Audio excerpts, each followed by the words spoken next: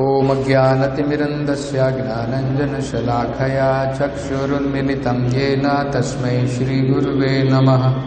नमो ॐ विष्णुपादाय कृष्णपृष्ठाय भूतले श्रीमते भक्तिवेदान्तस्वामिनिति नामिने। नमस्ते सरस्वते देवे गौरवाणी प्रचारिणे निर्विशेषा शून्यवादी पाश्चात्यदेशतारिणे। जय श्री कृष्ण चैतन्य प्रभु नित्यानंद श्री अद्वैत गदाधर श्रीवासदि गौर भक्तवृंद। हरे कृष्णा कृष्ण कृष्ण हरे हरे, हरे राम राम राम हरे हरे। हरे कृष्णा कृष्ण कृष्ण हरे हरे, हरे राम राम राम हरे हरे। हरे कृष्णा कृष्ण कृष्ण हरे हरे, हरे राम राम राम हरे हरे। तो यहाँ पर चार कुमार वैकुंठ लोक के 7वें द्वार पर आए हैं और वहां पर भगवान के दर्शन अत्यंत आतुरता के साथ भगवान को देखना चाहते थे, उनसे मिलना चाहते थे, उनके दर्शन करना चाहते थे। लेकिन क्या हुआ, वहां पर 7वें द्वार पर जो पहरेदार थे जय और विजय, उन्होंने इन चार कुमारों को रोक दिया। इसके कारण ये चार कुमार क्रोधित हैं और जैसे हमने देखा पिछले श्लोकों में, ये चारों कुमार मुक्त पुरुष हैं, भौतिक संसार से मुक्त हो चुके हैं, लेकिन फिर भी उनके अंदर में क्रोध है। जब हम बद्ध अवस्था में हैं, उस क्रोध में और मुक्त अवस्था के क्रोध में बहुत अंतर है। बद्ध अवस्था में जब हम क्रोधित होते हैं तो हम अपनी इंद्रिय तृप्ति, उसमें जब अवरोध होता है, उसमें जब रुकावट आती है तो हमें गुस्सा आता है। हम भोगना चाहते हैं, कोई उसमें रुकावट डालता है, तब हमें क्रोध आता है।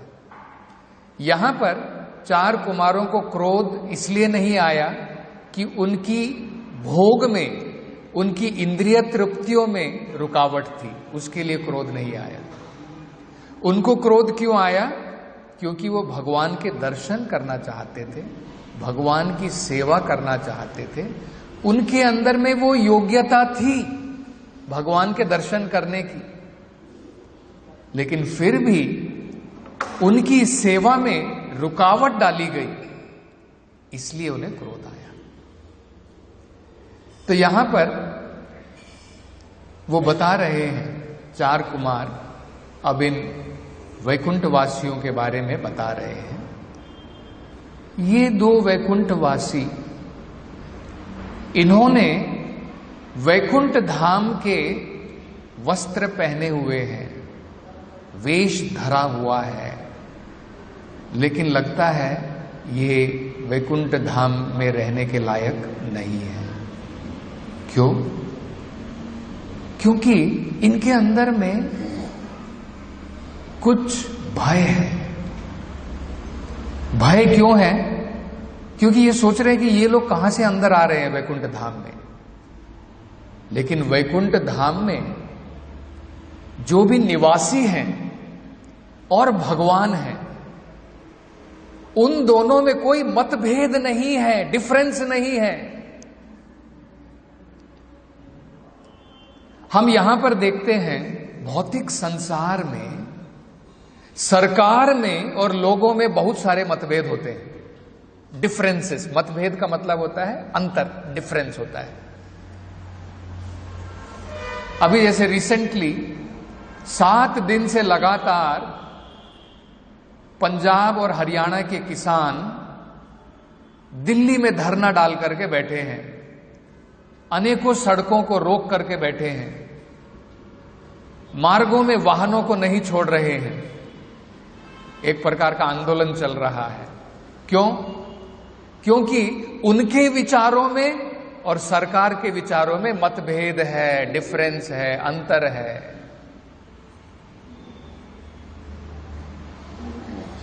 लेकिन वैकुंठ धाम में ऐसा नहीं है।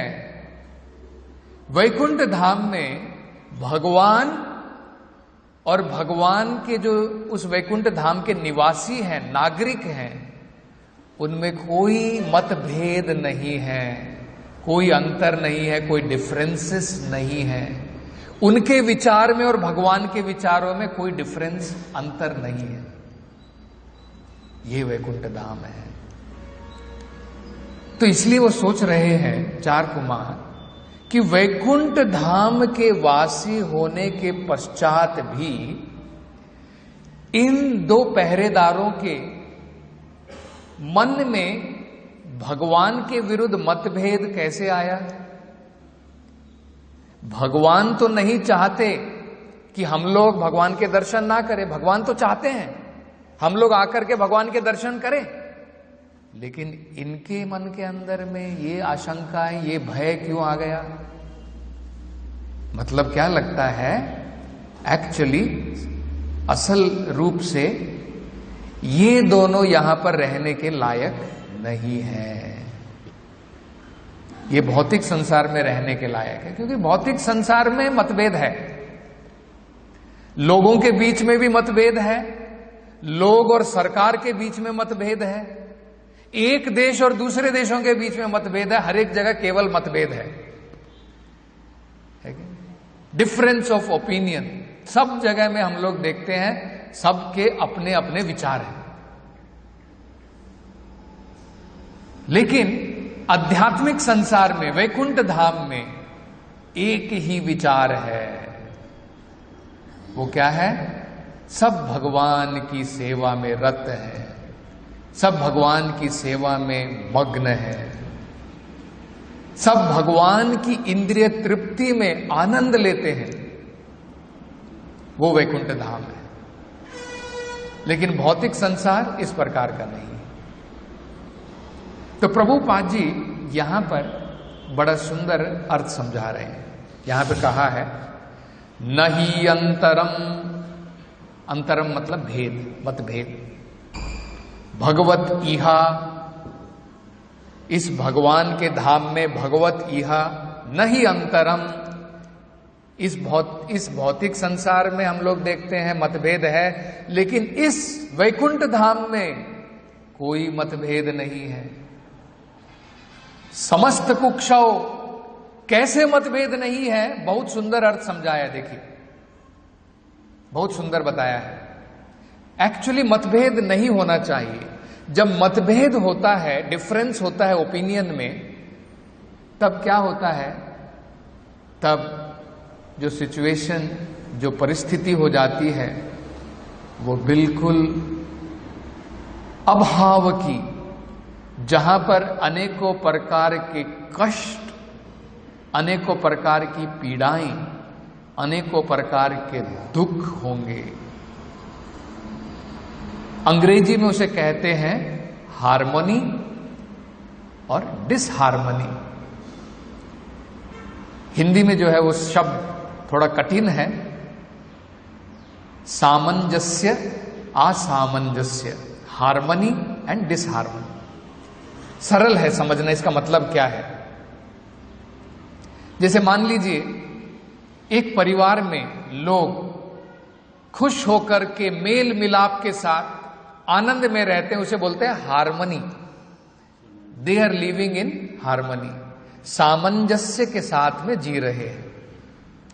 जब उनके अंदर में मतभेद हो जाता है, लड़ाई होती है, झगड़े होते हैं, एक दूसरे के विचारों को जो है अंतर है उनमें, उसे कहते हैं डिसहार्मनी, असामंजस्य। तो भौतिक संसार में और आध्यात्मिक संसार में अंतर क्या है? आध्यात्मिक संसार में हार्मनी है, सामंजस्य है, भौतिक संसार में असामंजस्य है, डिसहार्मनी है। हर एक लोगों के बीच में, देशों के बीच में, परिवार में, सबके बीच में जो है असामंजस्य है, मतभेद है।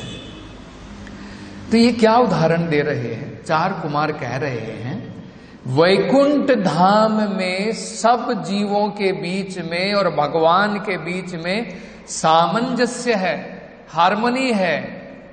कैसे? सुंदर उदाहरण दे रहे हैं। क्या कह रहे हैं? समस्त कुक्षौ। कुक्षौ का मतलब क्या होता है? संस्कृत जो शब्द है कुक्षौ, कुक्षौ का मतलब होता है पेट, उदर। वो उदाहरण दे रहे हैं जिस प्रकार से सारे के सारे अंग शरीर के इस पेट के साथ, उदर, संस्कृत में कुक्षौ को उदर भी कहते हैं, पेट और सारे अंगों में सामंजस्य होता है, कॉपरेशन होता है, आपस में मतभेद नहीं है। पेट को अगर भूख लगी है तो हाथ तुरंत कार्य करता है, पांव भी कार्य करते हैं, चलो मैं जाकर के जो कुछ कार्य करता हूं, कुछ पैसा कमाऊंगा। सारी की सारी इंद्रियां काम करती है ताकि भोजन मिल सके और पेट को भोजन दिया जा सके। कितनी बढ़िया हार्मनी है हमारे शरीर के अंदर में। सारी इंद्रियां कार्य करती हैं पेट के लिए। वो इसी प्रकार से उदाहरण दे रहे हैं। वैकुंठ धाम में इसी प्रकार का सामंजस्य है। जिस प्रकार से सारी इंद्रियां पेट के लिए कार्य करती हैं, वैकुंठ धाम में सारे के सारे निवासी भगवान की तृप्ति के लिए कार्य करते हैं। इसलिए उनमें कोई मतभेद नहीं है, सामंजस्य है। आगे कहते हैं आत्मनि आत्मानम आत्मनि नभो नभसीव धीरः। आत्मा और परमात्मा। आत्मानम मतलब जीव और आत्मनि मतलब जीवों के जीव, परमात्मा। उन दोनों में कोई मतभेद नहीं है। आध्यात्मिक संसार में कोई अंतर नहीं है। अंतर का मतलब हमको ये नहीं समझना है, अंतर का सही अर्थ समझना है। आत्मा और परमात्मा में अंतर और जो फर्क है उसका सही भेद क्या है, वो हमें सही प्रकार से अर्थ समझना है। उदाहरण दिया जाता है एक पानी की बूंद में और एक सागर में कोई अंतर नहीं है, क्योंकि दोनों पानी है, लेकिन मात्रा में, क्वांटिटी में अंतर है, विशेषता में, क्वालिटी में अंतर नहीं है। आप समुद्र से एक बूंद पानी निकालिए, आप उसकी विशेषताएं देखिए, और समुद्र के अंदर जो पानी है उसकी विशेषताएं देखिए, दोनों बराबर है, लेकिन क्वांटिटी, मात्रा दोनों की अलग है। एक छोटी बूंद आपकी प्यास नहीं बुझा पाएगी।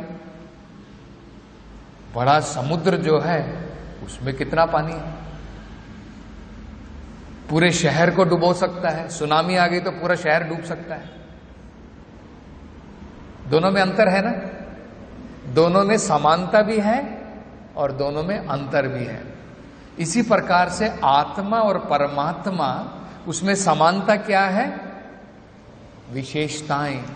भगवान भी सत्य है, हम भी सत्य है। भगवान भी चित्त है, उनमें भी ज्ञान है, हमारे में भी ज्ञान है। भगवान भी आनंद स्वरूप हैं, हम भी आनंद स्वरूप हैं। सत्य, चित्त, आनंद, ये समानताएं हैं। भगवान में जो विशेषताएं हैं वो हमारे अंदर में भी हैं, लेकिन डिफरेंस है, दोनों में अंतर है। अंतर क्या है? भगवान विभू हैं, हम अणु हैं। भगवान महान है, हम बड़े छोटे अंश हैं। वो अंतर है, लेकिन दोनों में मतभेद नहीं है।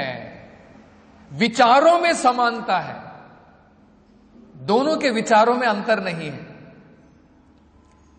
भगवत गीता का पाठ भी भगवान ने इसीलिए समझाया, पहले अर्जुन और भगवान के विचारों में अंतर था। अर्जुन का अपना विचार था, नहीं भगवान मैं युद्ध नहीं करूंगा, भगवान कह रहे नहीं तुम्हें युद्ध करना है। देखिए दोनों में अंतर था। अर्जुन अपने विचार से सोच रहे थे, उनके अपने अलग अलग विचार थे। भगवान मैं युद्ध करूंगा, ये लोग सब मेरे ही सगे संबंधी हैं, मेरे ही पितामह है, यहां पर मेरे ही भ्राता है, अगर मैं इनका विनाश करूंगा नरक में वास करूंगा।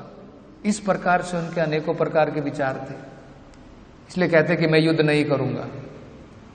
और भगवान कह रहे उत्तिष्ठा युद्धस्व परंतपा, उठो और युद्ध करो। भगवान के और दोनों में अंतर है विचारों में। भगवान ने जब भगवत गीता सुनाई, भगवत गीता सुनने के बाद में अर्जुन के विचार बदल गए। अर्जुन कहते हैं करिष्ये वचनम तवा, भगवान आप जो कह रहे हैं आपके विचारों से मैं सहमत हूं, आपके जो विचार हैं मैं वही करूंगा, आपके जो वचन हैं करिष्ये वचनम तवा। तो बस इतना ही अंतर है। आज हम लोग नो मैन है, हमें यस मैन बनना है बस। डिसहार्मोनी इस भौतिक संसार में, जब तक हम भगवान के विचारों से सहमत नहीं होते हैं तब तक डिसहार्मोनी बनी रहेगी। जब हम भगवान के विचारों से, वचनों से सहमत हो जाते हैं, हार्मोनी आ जाती है, सामंजस्य आ जाता है। सब लोग खुशी के साथ, आनंद के साथ राम राज्य में वास कर सकते हैं। हम लोग कहते हैं ना हमें राम राज्य चाहिए, राम राज्य चाहिए। राम राज्य का मतलब क्या है? आनंद का राज्य, जिसमें सभी जनता जो है सब भगवान को केंद्र बना करके, राम को केंद्र बना करके जीते हैं, वो राम राज्य है। आज का राम राज्य का मतलब क्या है? राम नहीं चाहिए, उनका राज्य चाहिए बस। वो कैसे संभव है कि नहीं? तो ये यहां पर जो है बड़ा सुंदर उदाहरण उन्होंने दिया है, चार कुमारों ने दिया है कि भगवान का धाम, वहां पर सामंजस्य भगवान के बीच में और सभी जीवों के बीच में, और बाकी सभी जितने भी वहां पर निवासी हैं सबके बीच में सामंजस्य है, कोई मतभेद नहीं है। मतभेद केवल भौतिक संसार में है। वहां पर आत्मा और परमात्मा में, उनके विचारों में कोई भेद नहीं है। तो ये कहा है आत्मानम आत्मनि नभो नभसीव धीरः। एक और उदाहरण दिया है, वो भी बड़ा सुंदर उदाहरण है। नभो नभसी वैवा, जैसे देखिए पेट के अंदर में भी आकाश है। आकाश को अंग्रेजी में स्पेस बोलते हैं। आकाश है, बाहर भी आकाश है। एक मटका है, छोटा मटका देखा, पॉट। मटके के अंदर में भी आकाश है, बाहर भी आकाश है। दोनों आकाश में अंतर नहीं है। करेक्ट? ठीक इसी प्रकार आत्मा और परमात्मा में मात्रा में, क्वांटिटी में अंतर है, क्वालिटी में उस प्रकार का अंतर नहीं है। और दोनों के विचारों में भी मतभेद नहीं है। वो आध्यात्मिक संसार कहलाता है, जहां पर भगवान और भगवान के विचारों में और जीवों में मतभेद है, वो भौतिक संसार है। जहां पर मतभेद नहीं है वो वैकुंठ लोक है। और इसका फर्क क्या पड़ता है? हम सोचेंगे कोई बात नहीं, चलेगा, हम लोग संसार में ही रहेंगे, भगवान से मतभेद रहने दो, कोई प्रॉब्लम नहीं है। नहीं, दोनों में अंतर ये है, जब हम भगवान के विचारों के साथ मिल जाते हैं, जो भगवान के विचार हैं अगर वही विचार हमारे रहेंगे, उसे वैकुंठ कहते हैं। विगुत कुंठ यस्मात्, जहां पर कोई भी कष्ट नहीं है। हमारे कष्टों का कारण क्या है? क्योंकि हम भगवान के विचारों से सहमत नहीं हैं। हम इंडिपेंडेंट होकर के अपने विचार व्यक्त करना चाहते हैं, अपनी ही राह देखना चाहते हैं, अपने ही प्रकार से जीवन जीना चाहते हैं। जैसे अर्जुन था, भगवत गीता सुनने के बाद में हमें भी भगवान के विचारों के साथ मेल करना चाहिए। यही आध्यात्मिकता है। तब हमें अलग से वैकुंठ लोक जाने की जरूरत नहीं पड़ेगी। यही संसार वैकुंठ लोक हो जाएगा, कोई डिफरेंस नहीं रहेगा। क्रिमिनल डिपार्टमेंट, आपराधिक डिपार्टमेंट, आपराधिक विभाग और नागरिकता विभाग, दो विभाग अलग अलग हैं। क्यों हैं? क्योंकि कुछ लोग कानून, सरकार के द्वारा बनाए गए नियम का पालन नहीं करना चाहते हैं। वो लोग कहां जाते हैं? आपराधिक विभाग में जाते हैं, जिसे अंग्रेजी में कहते हैं क्रिमिनल डिपार्टमेंट और सिविल डिपार्टमेंट। नागरिक विभाग को सिविल डिपार्टमेंट कहते हैं, क्रिमिनल डिपार्टमेंट को आपराधिक विभाग। आपराधिक विभाग में कौन लोग होते हैं? जो अपराधी हैं, जो सरकार के कानूनों का, नियम का पालन नहीं करना चाहते। इसी प्रकार से ये भौतिक संसार भी एक आपराधिक विभाग है। ये भौतिक संसार जो है, जो भी जीव इस संसार के अंदर में आए हुए हैं, सब अपराधी हैं। केवल जो इस आपराधिक विभाग के मैनेजर हैं, वो भगवान की योजना के अनुसार जिस प्रकार से क्रिमिनल डिपार्टमेंट में एक इंस्पेक्टर होता है, प्रिजन डिपार्टमेंट में इंस्पेक्टर होता है, वो भी जेल के अंदर में बैठा है, लेकिन वो कैदी नहीं है, वो क्रिमिनल नहीं है, वो सरकार ने नियुक्त किया है। इसी प्रकार से इस भौतिक संसार में भी अनेकों देवतागण हैं, वो उस प्रकार के क्रिमिनल नहीं है, उनको भगवान ने नियुक्त किया है इस भौतिक संसार को मैनेज करने के लिए, इसका प्रबंध देखने के लिए। इसी प्रकार से कभी कभी क्या होता है, स्वयं राष्ट्रपति या प्रधानमंत्री या फिर प्रधानमंत्री के प्रतिनिधि कभी कभी वो भी जेल में जाते हैं, लेकिन उनका कार्य अलग होता है। वो अलग कार्य के लिए जेल में जाते हैं। वो अपराधियों से मिलने के लिए जाते हैं, अपराधियों से निवेदन करते हैं कि भाई तुम अच्छे काम करो, जेल के अंदर में सुधर जाओ, सुधर जाने के बाद में तुम्हें जेल से रिहा कर दिया जाएगा, तुम जेल से बाहर आ सकते हो, तुम भी बाकी नागरिक की तरह स्वतंत्र हो सकते हो। ठीक इसी प्रकार से कभी कभी भगवान स्वयं आते हैं और भगवान कहते हैं सर्वधर्मान परित्यज्य माम एकम शरणम व्रजा। तुमने क्यों अनेकों प्रकार के मतभेद बना लिए हैं? कोई कहता है मैं ये करूंगा, कोई कहता है मैं वो करूंगा। भगवान कहते हैं वो सारे धर्मों को छोड़ दो, एकमात्र धर्म का पालन करो, मेरी शरण में आ जाओ। हम लोगों ने अनेकों प्रकार के धर्म बना लिए। राष्ट्र धर्म, मैं राष्ट्र की सेवा करूंगा।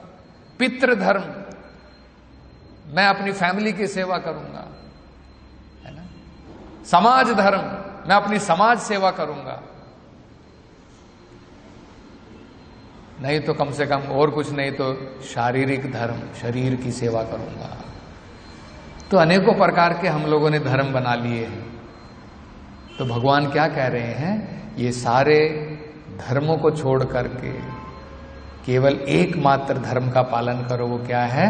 माम एकम शरणम व्रजा। देवताओं के पास में भी मत जाओ, उनकी उपासना की भी जरूरत नहीं, समाज की उपासना की जरूरत नहीं, देश की उपासना की जरूरत नहीं। अगर हम भगवान की उपासना करते हैं तो ऑटोमेटिकली हम लोग देशभक्त हो जाते हैं। पेड़ में अगर आप पानी डालेंगे तो आपको अलग से पत्तों में डालने की अलग से जरूरत नहीं है, पत्ते अपने आप उसमें पानी ले लेते हैं। भगवान की भक्ति करने से देश की भक्ति भी हो जाती है, समाज की भक्ति भी हो जाती है, मातृ भक्ति, पितृ भक्ति, सब उस सारी की सारी भक्ति हो जाती है। आपने वो कथा सुनी होगी, वो एक छोटी सी कथा है, प्रभुपाद जी बताते हैं, छोटा सा वही सारांश है। उदेंद्रिया नाम, एक बार क्या हुआ, शरीर के सारे अंग उन्होंने एक सभा बुलाई, एक मीटिंग बुलाई, सभा में डिस्कशन किया, उन्होंने जो है कुछ चर्चा की। उस चर्चा में उन्होंने कहा ये जो पेट है ये हमारे सारे कठोर परिश्रम का फल खाता है, ये कुछ काम नहीं करता है। आज के बाद हम ये निर्णय करेंगे, ये फैसला करेंगे, इस पेट को हम कुछ प्रदान नहीं करेंगे। आज से हमारी स्ट्राइक चालू हो गई। तो उन्होंने जो है स्ट्राइक कर दी। हाथ ने बोला कि मैं पेट के लिए कोई काम नहीं करूंगा, पांव ने भी कह दिया, आंखों ने भी कह दिया, नाक ने भी कह दिया, जीभ ने भी कह दिया। मतलब क्या, उन्होंने भोजन देना बंद कर दिया। तो एक दिन बीत गया, पेट में कोई भोजन नहीं गया, हाथ जो है हिलने लगे, पांव लड़खड़ाने लगे, आंखें बाहर आ रही हैं, जीभ बाहर लटक रही है। तो उन्होंने सोचा भाई क्या हो गया, चलो और एक 24 घंटे और देखते। 2 दिन हो गए, 2 दिन के बाद में सबकी हालत खराब। इमरजेंसी मीटिंग बुलाई गई, इमरजेंसी सभा बुलाई गई। भाई हमारे फैसले में कुछ ना कुछ प्रॉब्लम जरूर है, जब से हमने ये फैसला लिया है तब से हम लोग सब प्रॉब्लम में हैं। तब उन्होंने जो है अपनी स्ट्राइक छोड़ी और दोबारा जो है पेट को भोजन प्रदान किया, और तुरंत जो है सबके अंदर में ऊर्जा आ गई, सबके अंदर में एनर्जी आ गई। तो यही है, जब तक हम लोग भगवान से कटे हुए हैं, हमें जब तक ये ज्ञान नहीं है कि हम भगवान के अंश हैं, सनातन अंश हैं। भगवान स्वयं कहते हैं ममे वंशो जीव लोके जीव भूता सनातना। भगवान कहते सारे के सारे जीव मेरे सनातन अंश हैं। जब हमें ये ज्ञान हो जाएगा कि मैं भगवान का अंश हूं, भगवान के लिए अंश अगर कार्य करेगा, पूर्ण के लिए अगर अंश कार्य करेगा, अंश भी उसके अंदर में भी ऊर्जा आएगी, अंश भी प्रसन्न हो जाएगा, आनंदमय हो जाएगा, उसके अंदर में संतुष्टि आएगी। ये हमें ज्ञान होना है, तब जाकर के ये भौतिक संसार भी वैकुंठ लोक बन जाएगा। हमें बस यही करना है। लोगों को क्या सलाह देनी है कि आज भौतिक संसार में हम लोग कष्ट क्यों भोग रहे हैं? क्योंकि असामंजस्य की स्थिति है, डिसहार्मोनी है। भगवान ने जो भगवत गीता में कहा है, भागवत में जो कहा है, भगवान ने जो आदेश दिए हैं, हम उसका पालन नहीं कर रहे हैं। इसलिए एक जेल के बराबर हम इस भौतिक संसार में कष्ट भोग रहे हैं। जेल में सोफा सेट नहीं रहता है, जेल में होटल्स नहीं है कि आप मनमर्जी से जब चाहिए भोजन खाइए, नहीं। जिस प्रकार से जेल में कैदी कष्ट भोगता है, जीव इस भौतिक संसार में कष्ट भोग रहे हैं। तो यही यहां पर बताया गया है, भौतिक संसार में और वैकुंठ धाम में क्या अंतर है, और इस भौतिक संसार को भी हम वैकुंठ लोक बना सकते हैं अगर वही प्रिंसिपल, वही जो इंपॉर्टेंट, जो महत्वपूर्ण नियम जो आध्यात्मिक संसार में है, भगवान और सभी जीवों में जो हार्मनी है, सामंजस्य है, अगर वो हम इस संसार में भी पैदा कर लें, ये भी वैकुंठ लोक बन सकता है। तो बड़ा सरल है। इसके साथ यहाँ पर समाप्त करेंगे। ग्रंथराज श्रीमद् भागवतम, जगत गुरु श्रील प्रभुपाद की।